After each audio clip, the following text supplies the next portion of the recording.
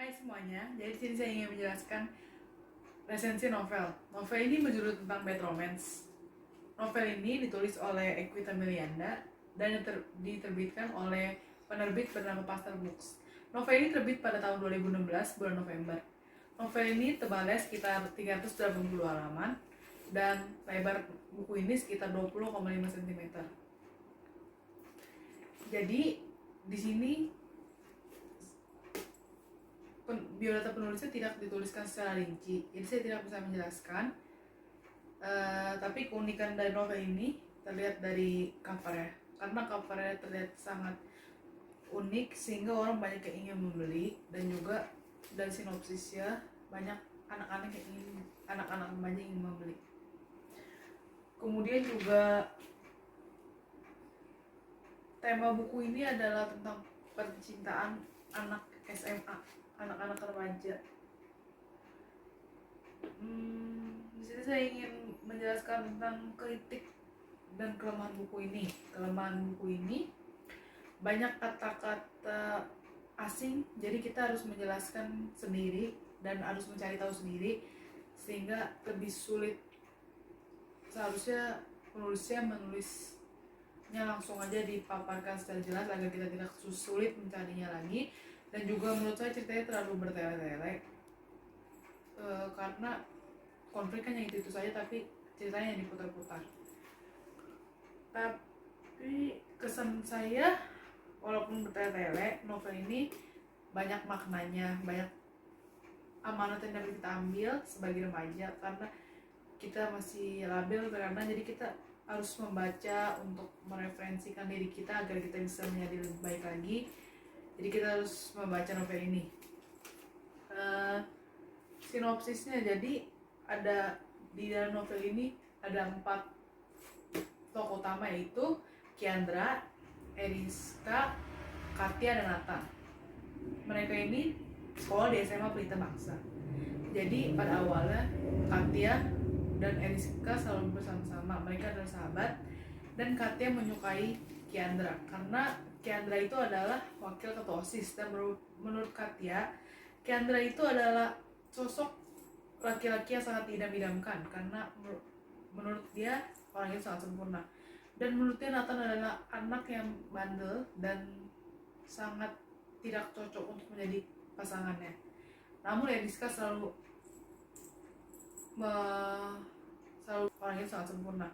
Dan menurutnya Nathan adalah anak yang bandel dan sangat tidak cocok untuk menjadi pasangannya. Namun Eriska selalu bilang kepada Katia bahwa Nathan adalah lelaki yang tampan dan dia ingin menjadi pacarnya. Nathan adalah anak yang sering membuat onar di sekolahnya, dan Katia adalah anak yang sering melarang Nathan.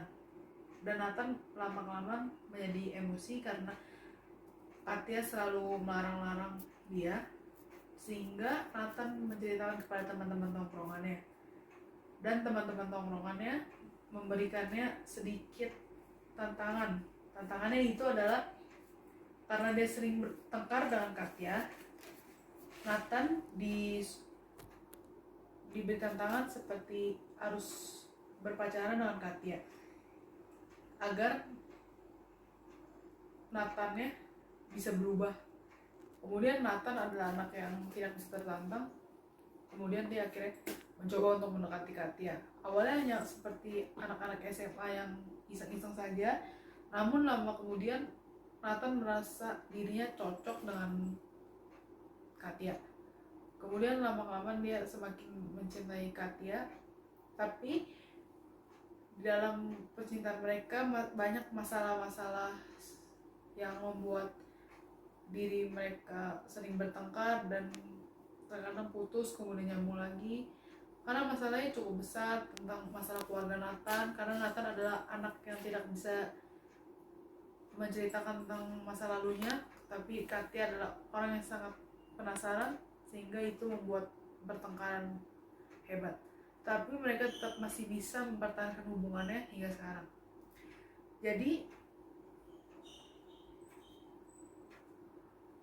saran saran saya bagi anak remaja, kalian boleh sekali untuk membaca novel ini karena sangat menceritakan tentang percintaan tentang anak remaja, jadi kita bisa lebih mengerti tentang percintaannya. Dan juga menurut saya ini boleh dibaca untuk umur 13 tahun ke atas, karena kalau masih di bawah tahun itu masih terlalu kecil dan juga tidak bisa menangkap cerita tersebut. Jadi menurut saya ini buku ini wajib dibeli untuk kalangan remaja dan dibaca.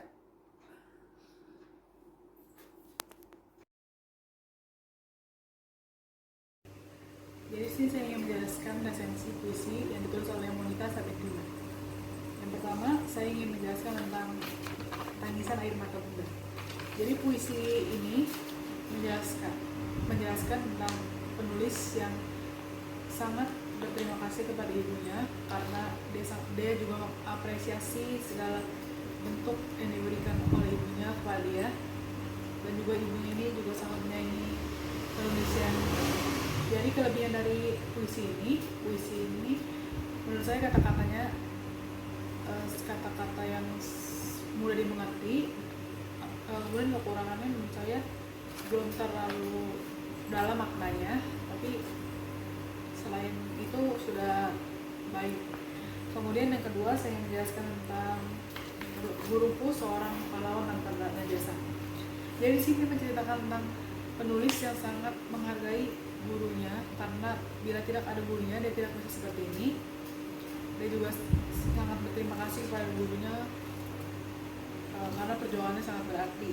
Menurut saya juga ini kelebihannya kata-katanya sangat mudah dimengerti, dan kekurangannya menurut saya kata-katanya terlalu singkat, jadi tidak terlalu bisa mendalami arti puisi ini. Kemudian yang ketiga ini ada puisi tentang Untukmu Ibu dan Ayah. Jadi sini cerita tentang penulis yang sangat berterima kasih kepada ibu dan ayahnya karena telah membuat penulis ini bahagia, dan atas segala semua yang diberikan dari mereka dia juga bisa menjadi seperti sekarang, dan dia minta maaf karena belum bisa membahagiakan orang tuanya, dan dia mengapresiasikan dengan cara membuat puisi. Kelebihannya menurut saya kata-katanya sangat mendalami sekali karena sangat panjang dan lengkap, namun kekurangannya menurut saya sangat bertele-tele, tapi ini sudah lebih baik dari dulu. Kemudian yang keempat, di sini saya ingin menjelaskan tentang puisi tentang Potret Negeri. Di sini menjelaskan tentang keindahan yang ada di negeri Indonesia, dan dia sangat berterima kasih kepada Ibu Pertiwi karena dia bisa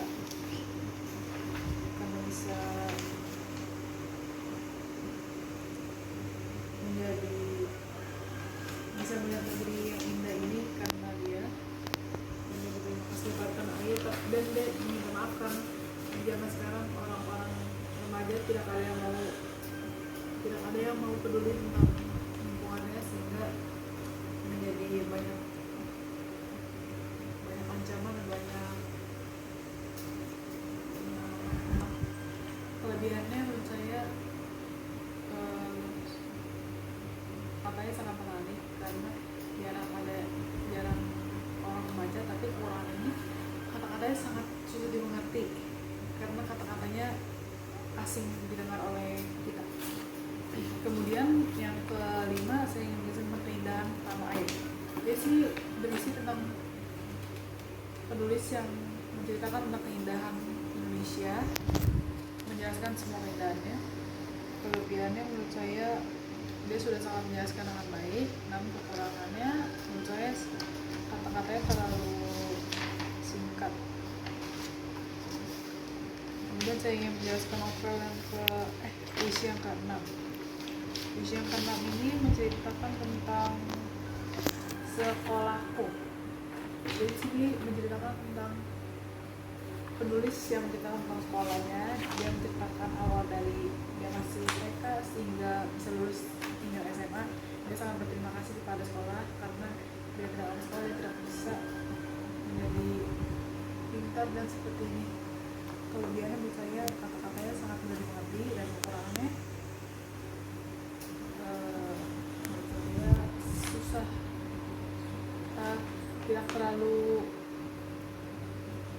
bisa masuk ke dalam makna karena kata-kata terlalu singkat.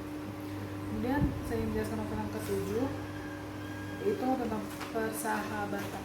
Jadi menjelaskan tentang penulis yang menceritakan sahabatnya. Dia sangat berterima kasih kepada sahabatnya karena dia selalu bercerita dan sahabatnya juga selalu memberikan masukan kepada dia.